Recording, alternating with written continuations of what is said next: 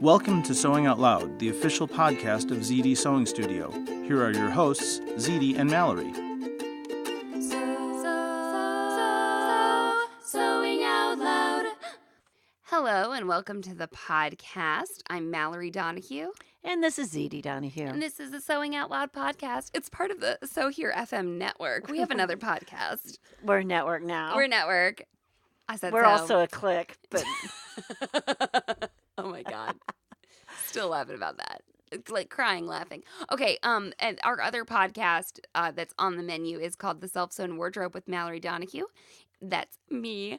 And it's me talking about clothing, making our own clothing, and it all comes from live Facebook broadcasts in our Facebook group, The Self-Sewn Wardrobe with Mallory Donahue. So you can go on Facebook, join the group, and we'll have a great time. So today we're talking about Zede's rules, and this has come up a lot in the group because people ask questions, and we've got the answers a lot of the time. and you know, we're saying Zede's rules.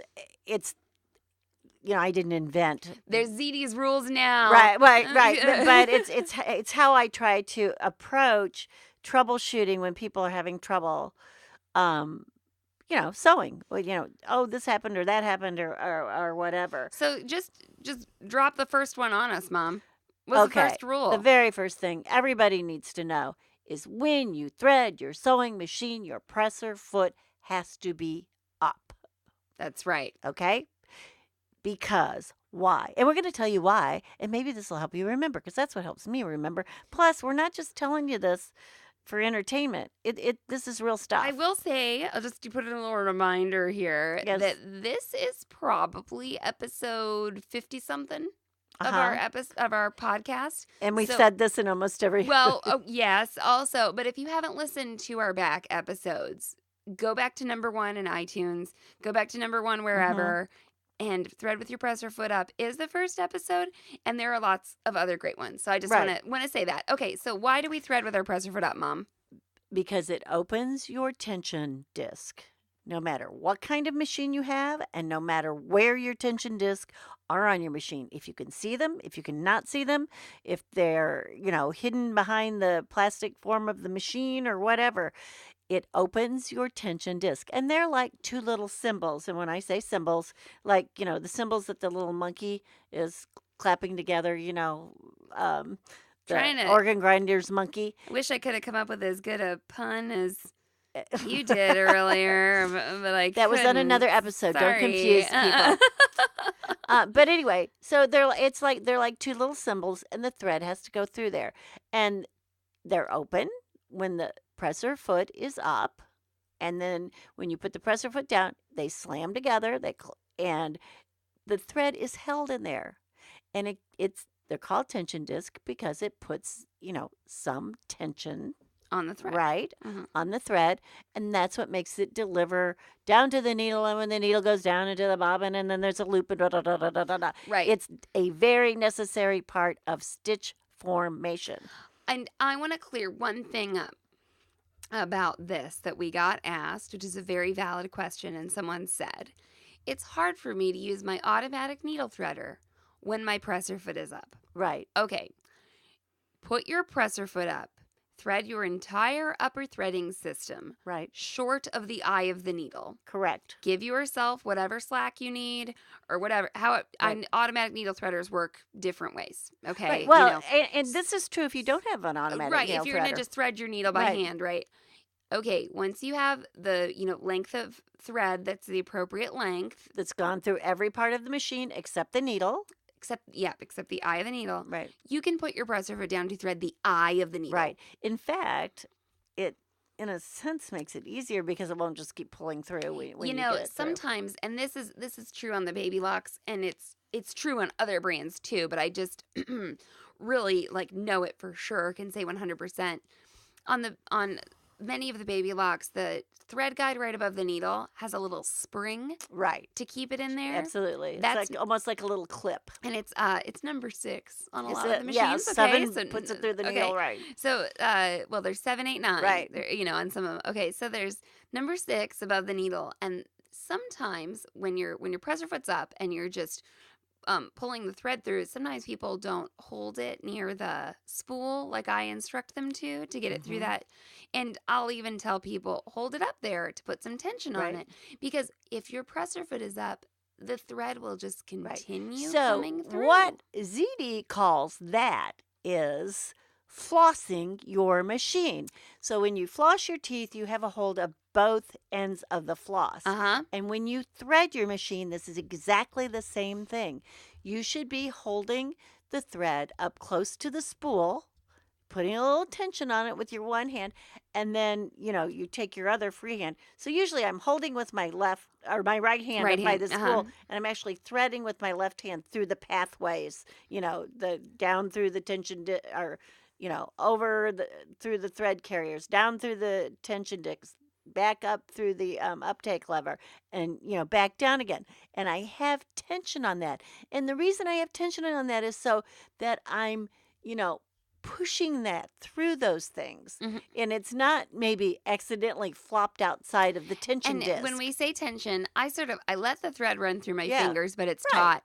But I have had people take me like real seriously, and I can hear the thread like it's singing because they are stretching it. You don't need to overstretch your thread, but it'll be like. But it's better than not stretching it at all. Probably. Yes, but you can put your presser foot down to thread the eye of your needle if you want. But threading with your presser foot up is going to fix so many of your problems. Right. We had some people talking about double needle issues. Right. And I know that this might not be everybody's problem with the double needle, but it can be a really good place to start. Right. To fix a lot of your problems. Absolutely. Put that presser foot up to thread. That's right. Put it up, please. Or tell your friends. Somebody who sews? Right. Tell them to put their presser foot up while they sew. Or say, have you... a lot of people will have you say, heard? I've never heard that. Now, there's also people that have gone through our guide classes, and they'll come back and do another class, and, they wind up with some nesting on the bottom of their project or something, and I'll say, did you thread with your presser foot up? And they'll say, no one ever told me that. And believe me, oh yeah, we did. If you took guide class at Zede Sewing Studio and you didn't hear that, that person would have gotten fired. I know you were told that. You were probably told that 5,000 times. So thread with your, that's just so rule thread number with one. your foot up. Thread with your foot up. Go back and listen to all of our other podcasts before you ask any questions. No, I'm kidding. But they are fun to listen to. So what's rule number 2? So, well, I don't know, I don't know if this is number 2, but it's in the sequence. We're segueing to it quite well. Yes. Because what's the most common thing that happens is, people cannot progress in their sewing because they get nesting of the thread underneath their fabric. Okay? And immediately they want to take out that bobbin and start screwing with the tension. Right now, this is another Zede rule. Tension is usually the last thing you need to deal with. It's usually not your tension, okay? Last thing we want to deal with. So what has happened is that thread is not being held in the tension disc, and too much thread has gotten, to go down into the bobbin area. The upper thread is unregulated. Right. Because it's not in the tension disc. That's how I like to put it. I like that. You like that? Good. You like that? We need to keep that. The upper thread, if you thread with your presser foot down, sometimes you can get lucky. And it can can fall in. Well, what can happen is when you put the foot up, actually, to put your fabric in, it might accidentally fall in. But if you didn't, if it's not in there, the upper thread is unregulated, and it goes down into the bobbin area, and so much thread gets brought down there. It's not a bobbin tension issue. Okay. No. So what are you going to do? Rethread. So if you have threaded, of course you think you've threaded right. We all think we've threaded right. Right. No, okay? No one's like, I threaded wrong, wrong, so I could see what would happen. But rethread. And, you may have threaded with your presser foot up, and maybe you missed one of the thread guides. And it is important to go through all those thread guides. That's why they're there. Okay? They're there because you need them. They're not there for any other reason. But the machine manufacturer decided you needed this guide here to straighten this thread out, to go to this next spot, to deliver it to the system. So rethread. Yeah, I think that so if you're sitting at your sewing machine right now, you're in the middle of a project.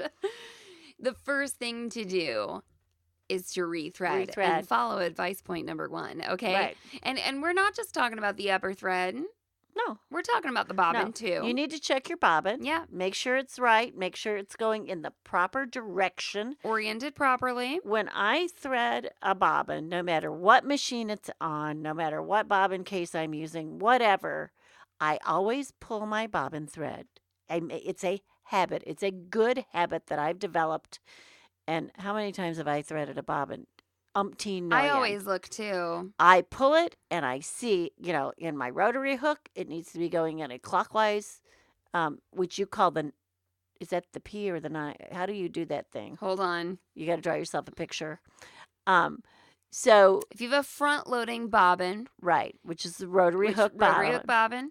Your bobbin needs to look like a 9. The thread comes out and it's in the shape of a 9. So it's going around the bobbin and down, and that would give you a 9. As opposed to it's going and the bobbin is going in a clockwise direction when you pull it. So the thread's going around is going down on the right side. So that's what a 9 looks like, okay? Right. As opposed to a P where the thread comes around and down and it's on the left side. Right. It looks like a P, and that's for a top-loading bobbin. Right. Okay. So if you have a drop-in bobbin yep. that lays, horizontal on your machine, mm-hmm. it's going to look like a P. And I hate it. I hate to hear people saying... And the bobbin will rotate in... counterclockwise. I hate to hear people say things like, oh, I make sure my bobbin thread's going over the waterfall. What the hell does that mean? Yeah, waterfalls can go both ways. It's the same way that we have discovered you can't say top and bottom. Of anything almost, yeah. Because people, what I think is the top of a pillowcase, somebody else thinks is the bottom. Uh-huh. So you have to have specific directions. A lot of times we've started using things like north and west, or back and front, or towards you or away from you, because top and bottom is much more arbitrary than I ever thought it was. The 9 and the P thing, I think it's one of the best things. Yeah. And I like clockwise and counterclockwise. Yes, also. I like that too. Actually, I find myself, I'll tell you this, on a rotary hook or front loading bobbin where the bobbin case comes out, right? Right. I find myself pulling the thread to test it. But on the top loading, like on the baby locks, there's a little diagram right there. Yes, and you can look at it. And I don't pull my thread as often with that one. Mallory, I think it's time for a station break. All right. Hey,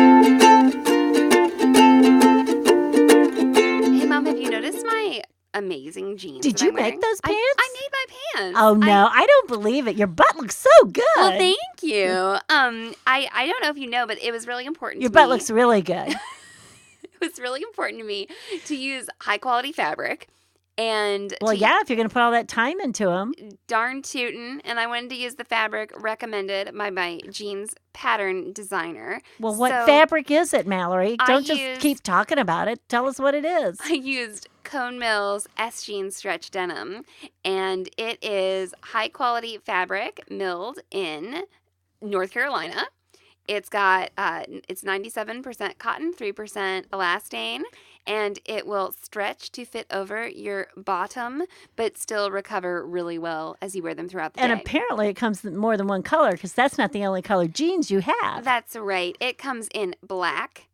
It comes in High Street, which is kind of a dark blue color. Uh-huh. And then it comes in natural indigo. And that fabric was dyed with indigo that was farmed in Tennessee. Okay, so we're keeping it all at home. That's right. So if you want to order denim, go to sewhere.com/denim. We sell it in whole yards and half yards. And we ship internationally. So are you going to sell them the stuff I have set off for myself? No, I'll leave your denim alone. Okay. I will leave your denim All alone. right. Okay, once again, sewhere.com/denim to shop high quality Cone Mills denim for your stretch jeans. Sewing out loud. Oh, we're back from the message break. And we've threaded properly. And we have we left before we went to our break. We were talking about bobbins, and I think we finished that. I think we did got too. that down. Put it in right. That's right. Rule number 1. Right. Don't do it wrong. Okay. And again, if all else fails, you have a manual. Okay, and people might think we're beating a dead horse here. We'll not. Stop right now. We'll stop beating the dead horse. It is so important to share and reshare this information. Okay, Absolutely. move on. What's the next Zede's rule we need to know about? Well, I'm going to talk about the needle. All right. Okay. So you're getting a bad stitch, you're skipping stitches, you're maybe your needle actually comes unthreaded for a reason. There's more than one reason for that. But you're not getting a good stitch, right? Right. Check your needle. And what I mean is it inserted properly? Not do you have the right needle for the project? Hopefully you've maybe figured that out beforehand. Although sometimes you do have to switch what kind of needle you have. That's right. But you want to make sure the butt, right, is the butt of the needle. The needle has a butt. The butt of the needle is all the way up and hitting the needle bar. Guys. All the way. Look all the at way. it. You should, most times you can visualize it. Get those glasses out if you need them. Right. Put your face down in front of the needle. Right. Loosen the screw enough and put it all the way up there. And you should be able to feel the flat of the needle. All home sewing machines, Yeah. they have a flat on the back of the needle, right? And that is towards the back of the machine. Now, Mallory's going to correct me in a minute on this. There's a few machines where the flat of that needle goes to The right. the right, but because your bobbin case is in that same orientation. So if you'll have a rotary hook bobbin, which is the one where it comes out in your hand, and you see the little hook finger on the bobbin. It's usually metal. I've never seen anything other than a metal one. And anyway, that bobbin case is oriented like perpendicular to what. Okay. I don't know how. So it opens to the left. Okay. Yeah. The flat of the needle right. faces the opposite way of your bobbin case. Well, it's always to what I call the back of how your bobbin case would be. That's what I would. Right. That's what I say. Right. Okay. Right. Mm-hmm. So if your bobbin case is on the front of the machine, like the vast majority of you listening, right, will be flats to the back. Flats to the back. So if you, I feel like the machines where the flats to the side. Well, maybe somebody got one like refurbished or something. Those in our store, they're kind of more expensive machines, and somebody should have really showed you how to do that. Is the Jane like that? Mm-hmm. Yeah. So anyway, often it's a commercial or quasi-commercial type machine. But I cannot stress to you enough to get that needle up all the way in there. Right.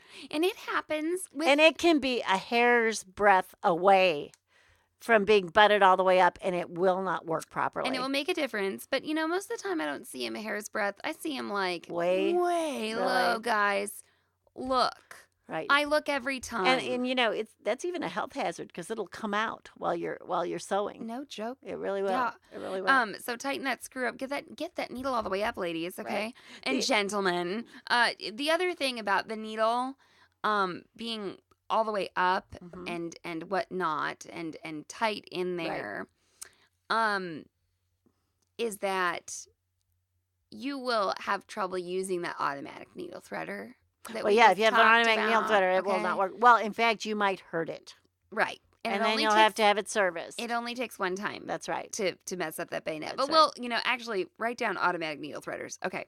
Okay. So, get that needle in all the way up there. Make sure it's not like a, jammed needle. If you were using your needle and you were sewing along and your machine's humming along and all of a sudden you hear a okay. Right. That needle needs to go bye-bye. Right. I don't care if you're like, I didn't hit a pin. I don't know what I hit. I don't know what happened. I don't care. You probably hit your hook system, which is exactly, really which bad is not news. good. Right, exactly. Well, and the other thing is look at that. Take a look at that needle. If you're not getting a good stitch, it might just be bent. Now, if you have a bent needle, it will eventually break. Okay? Yeah.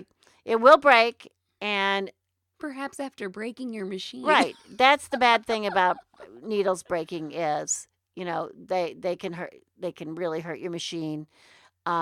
We've had as much as the tip of a needle be broken off and get into somebody's hook system and, wear it down. Right. Yeah. Wear a groove someplace or something like that. And that's not good. And when I'll say to somebody, try a new needle. And they'll say, well, I have a new needle. And I'll say, newer. Well, no. But what I'll say, yeah, newer than that one. Not that one. But what, sometimes a new needle is bent. Or it's a flaw of manufacture. True. Very rare, but I have. Or it just has a little burr on it someplace or something the burr like that. thing, I will slide the needle on the pad of my pointer I finger, feel it. and that's I'll what I try do. to show that to people sometimes. Right. Because so the needle won't look bent, but it has the point has been curved back, and the thing is, good practice is you're changing your needle a lot. Okay? Or often. We have people bring machines in and say, oh, will the technician change the needle when he's servicing my machine? And we do. The machine always leaves with a new needle in it, universal, size 80. And we go, yes. And they'll say, well, good, because I haven't changed it since I bought my machine. And I just flip. I think, man, when they get this machine back, they're going to think they're in heaven. Right. Right. But needles are pretty cheap compared to screwing up your machine. Right. And so when people, say, I just changed this needle, well, okay, what if you didn't follow Zede's rules before this? Right. You can immediately screw up your needle. Right. Okay. The thing about that bird's nesting that happens underneath, okay, is it doesn't just leave a bunch of threads for you to cut out of your project. That's right. It can leave threads down in your hook system. Right. It can cause your hook system, I'm talking about the bobbin area, to not move correctly. That's right. And then your needle to hit your That's hook right. system. It's a much larger problem than an aesthetic one. Right. Okay. Absolutely. Right. Okay. So you can be getting your machine out of time by Right. doing that. Right. So these rules are not just like to get a pretty thing. Right. Do this. And people say, why would the needle get bent? And there's a multitude of reasons. And one common one is that people pull their fabric through their machine.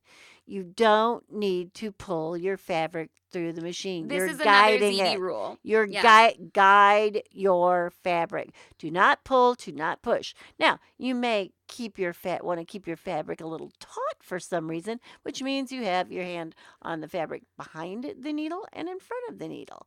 But you're not pulling and you're not pushing. You're guiding. So when I sometimes take needles out of people's machines and I'm like, this needle has a burr on it, or this, or this is bent, or, oh, we changed the needle and it made the stitch better. Like, not every machine that comes into the store always goes to the back. Like if we can help, we try, Right. okay? And people will be like, well, why did that happen? And I'm like, honestly, like, I cannot tell you what happened. I want to say, well, I wasn't there. Right. Like, I can't, and I think that, like, occasionally, not everyone, of course, and if you're still listening 50 episodes in, you like us, but I'm like, it's not my job to figure out how you screwed up this I think the other thing is people will get offended. You'll say, if you say, well, one of the reasons could be that you were sewing on something that was too dense and the needle, Right. bowed, or you pulled it.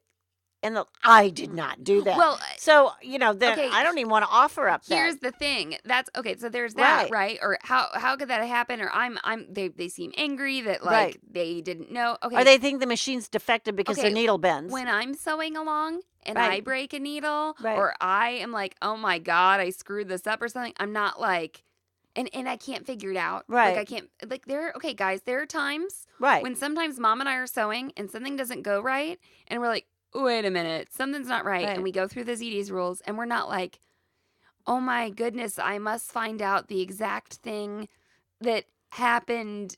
I'm going to stress out about it. Right. Like, okay, sometimes fluky things happen. There are lots of moving parts. Right. So if changing that needle fixed it, great. I guess just like don't Move forward. Yes, move on. Keep Right. sewing. Okay. Like I've had people bring in machines before that were sewing just fine. Bring them Right. into the shop and say, well, I was sewing and I broke a needle. And I'm like, okay. And they're like, but now it's sewing fine. And I'm like, Okay. go Well, keep sewing. and No, you don't know what happened to that needle. You just don't know. And maybe you did pull thread through it when the Yeah. tension discs weren't totally open and you bent it a little bit. Right. Whatever. Yeah. Needles are made to be a replacement part. Get it? That's Yeah. why it's so easy to change the needle. That's why you can buy more That's of right. them. Okay, it's That's not right. supposed to last you for years. Okay. Right. So this is mainly the things that are going to happen that you can take care of. Uh-huh. Okay? I hope your tension is not wrong. Okay? I hope that you have your machine serviced. And yes, it needs to be serviced even if you haven't used it. And that's the thing about you can't put a machine away in a closet for 2 years and take it out and think it's going to be okay. Right. You're probably much better off to have it serviced before you do anything to it. Well, and yeah, all these tips are like for a machine in good working order. Right, You right, know? right. And so yeah, if your tension is off because of some Right. kind of weirdo thing, Right. that happens So to it or let's talk something. about you've done this sort of stuff and you're sewing and you still don't like the stitch you're getting. Okay. I'm going to take 2 layers of something similar to, say, like a quilting cotton, Mm-hmm. right? And honestly, it should be pressed. I don't want 2 wrinkly pieces, okay? Okay. They really should be pressed. It shouldn't be too... muslin is not a good thing to do a test stitch on. It's not a heavy enough fabric. So you really want something that has a little body and it's, a woven, nice, flat, smooth fabric. And I'm going to do a stitch. I'm going to do a straight stitch. And I'm going to see what it looks like. Right? Right. And I'm on 2 pieces of fabric because your machine is set to sew on 2 layers. Yeah. Okay? So then I'm going to look at my stitch. Because if I sew on a knit, it's not going to be as pretty. Okay? Yeah. If I sew on burlap, it's not going to be as pretty. Mm-hmm. I'm going to sew on that nice, smooth cotton. And then I'm going to say, ooh, my stitch is okay or my stitch is not. Now I'm going to turn it over. I'm going to look at the bobbin, right? Yeah.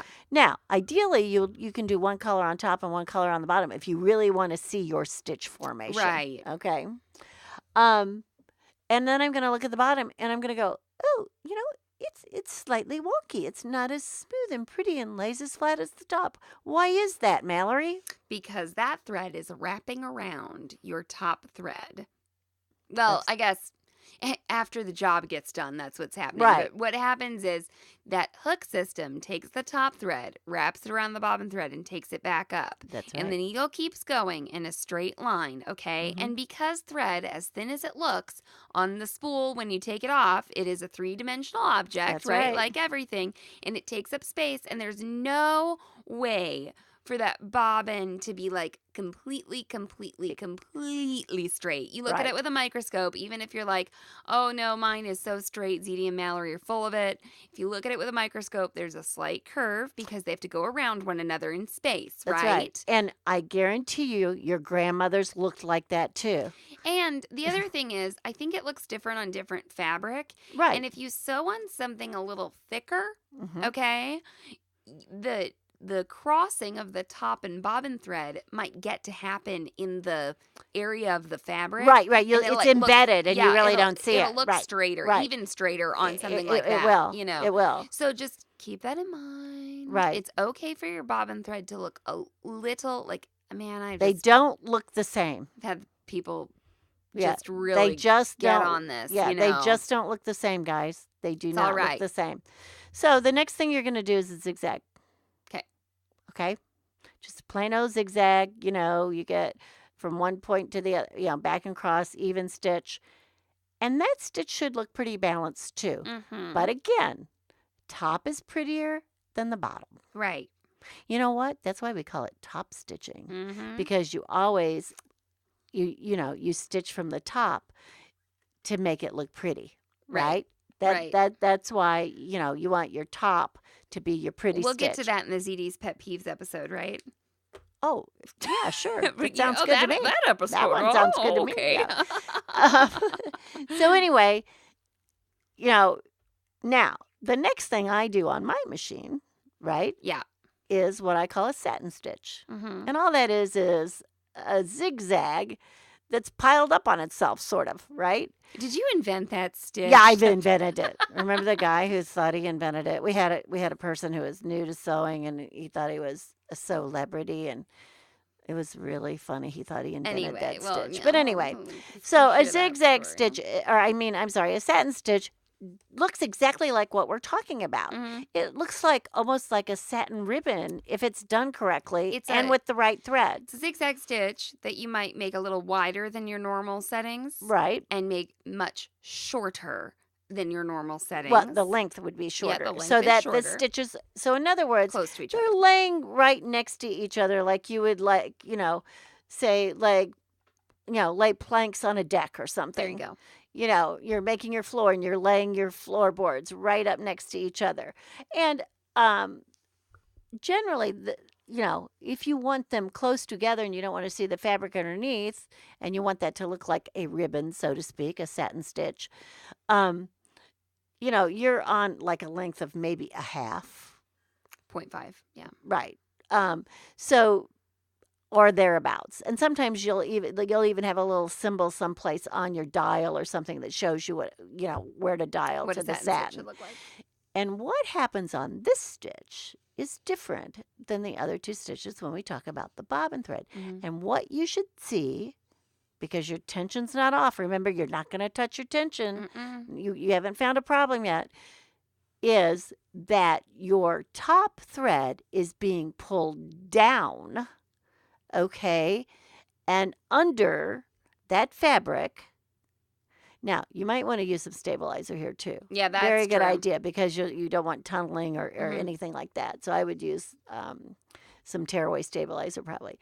So the top threads are being pulled down on each side, and that bobbin thread is zigzagging across underneath. So what would happen is you have like a little path of bobbin thread underneath, and you will see the color from the top coming on both sides. And usually ballpark sort of is like you see 30% top thread come to the bottom. Right. Okay. Right. And that's what a pretty satin stitch looks like. You don't, because you want that cupping under and going under. Now that's going to be a good stitch pretty much. Right. So your satin stitch that's what we want to see. We want to see some top thread coming to the back, right. actually. And that way we know we have a good balance. So it shouldn't be just bobbin thread on the bottom. No. Okay. And we haven't moved our tension. Now, if that's not what you're getting, you may have a tension issue. Mhm. You also may be using the wrong kinds of thread in the top of the bottom. There could be a lot of other things. But rarely do I change my bobbin tension when I'm doing regular sewing and I have regular thread in my bobbin. And rarely do I change the top. Right. Right. I hear people say, change the tension, change the tension. All the sewing I've done for how many years now? Like 50-something years. And that sewing machine that's downstairs is 50 years old. I didn't change the tension on it either. Yeah. So when you start messing with your tension, this is the problem that will happen. Now you've screwed the tension up. And you have no place to start from. Now you have another problem. Right. Now you've just created another problem. And there's another variable there. And you can't figure out at all what's going on. Yeah, you're not getting your differential diagnosis. Right. You The know? other thing that can happen with when you get this bird nesting and everything, and you say, well, I know I'm in my tension disc. Let's make sure your tension discs are also clean. And one way to clean that is actually with dental floss if you want. You can run it. Or if you can see your tension disc, you can take like a index card or something and slide it in there. Mm-hmm. And you will see sometimes a hunk of like crap come old out. crappy thread. Actually, that can happen a lot with those rotary bobbin cases too. Yes. Get in there. The other thing, this is going backwards a little bit, but this is happening a lot with it happened 3 classes in a row at the store and with different people, and sometimes these little clusters of things happen. Yeah. It's kind of interesting.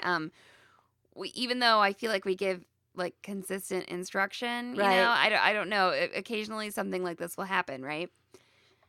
If you start to sew and you hear ka-thunk, ka-thunk, ka-thunk. Stop.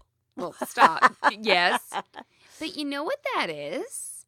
A lot of the time, it's that you didn't get your thread in your take-up lever. Mm-hmm. Yeah. And people are like, what? And you'll get the birds nesting, too. Right. But the take-up lever can be hard to see. Okay? Well, or if it's not in the total, in the the right highest position. So when we Right. told you So to, if you don't have an electronic machine, you don't always. right. But if we told you to thread with your presser foot up, you also need to thread the machine with the needle in the highest position so that. Well, the take-up lever in the highest there you position, go. right? Not the take-up particularly lever, the needle, right? Yeah, in the highest position, so that it's up there, you can see it to get And that you're thread in in. Right. But make sure you might actually feel that while you're threading, Right. on a lot of machines. And that's another reason to do the floss technique, Right. and have some tension on that, so that doesn't just loop around. But a ton of people have come in the store for Right. repair too and said something's wrong with the bobbin. It started making ka-thunk Right. noises, and it's got a bird's nest. And they'll have brought the machine in like, Right. I love this when people freeze it in time and bring it in. No, I like that better Yeah, than like yeah. they cut all the stuff out. And I Right. know it's and I'll just look and I'll say, you're not on your take-up lever. That's and they'll right. be like, what? And I'm like, look at here. And, Right. and we'll rethread and I'll sew it on 2 layers Right. of substantial cotton fabric, right? Not muslin. And it'll be perfect. Right. And that's it, man. Take up lever. So I don't mean to infringe or on Zede's rules. No, here. but that's a rule too. Well, again, it's making sure that you're threaded properly. Yeah. Right. That's just all we tell and people. you know, when you're threaded properly, your thread will look a certain way where it comes and it goes into the needle. Yeah. I mean, look at how your thread falls and goes, down into the needle guide and down into the needle, and get used to how that looks. Now, what's funny is when Mallory and I are in the shop and somebody's sewing and one of these things happens, we can go, stop, your take-up lever's not threaded right. And somebody will go, what? I mean, we know what it sounds like now. It's just like somebody when they have a kid and they know, the certain sounds it makes, what's going on. Or the absence of sound. Or the absence of sound, right? I had that happen to me, and I had somebody trying to troubleshoot for a customer, and they were like, oh, well, we think it's making this loud noise because this is a fairly thick project. And Right. this was a person who was using a Sophia. And I was like, DC I motor, was like, don't think so. I was like, Right. how thick we talking? And Right. this was like Right. a bag class or Right. something. And I was like, no. And I look and I said, no, it's making that noise because the take-up lever is not Right. threaded. I went over there and that's the case, Right. Or if you're all threaded up and your machine makes a terrible noise while going through thick fabric, you need a different needle. Okay. And That's there's a true, too. there's a 2-episode thing on needles. And speaking of 2 episodes, do we need to do a second ZD's Rules episode? Well, I don't know. Or I should- think there are other rules. I Uh-huh. just would like this to be the rules for when you doubt your machine and how it's sewing. Start here. And my biggest 2 things here are rethread. Please try and make sure you have threaded properly. And when my machine's not sewing right, I immediately question myself. I know the machine knows how to sew. It's me. Don't think that we're just like, It's what we call OE, operator error. Don't think that when we give out this advice that we're like, hey, everybody else in the world who's sewing is stupid. No. No, it's because it happened to us. Yeah, well, and it's Right. also whenever something goes wrong with sewing for us, and Right. it does, we're always like, what did I do wrong? Right. Like It's that the best question to ask. That is, we do that all the what time. step did I miss? What did I do Mhm. wrong? Whatever. And so to me, it's that. Are you threaded correctly? And the other thing is, please hold off on that tension, no matter how much, because you've been told just hold back for a while. Yep. Hold back for a while. Mallory and I have been through. How many service classes have we taken? Yeah. I mean, we've been, we know how to repair sewing machines. We know how they work. It's rarely the tension. Now, sometimes it really is.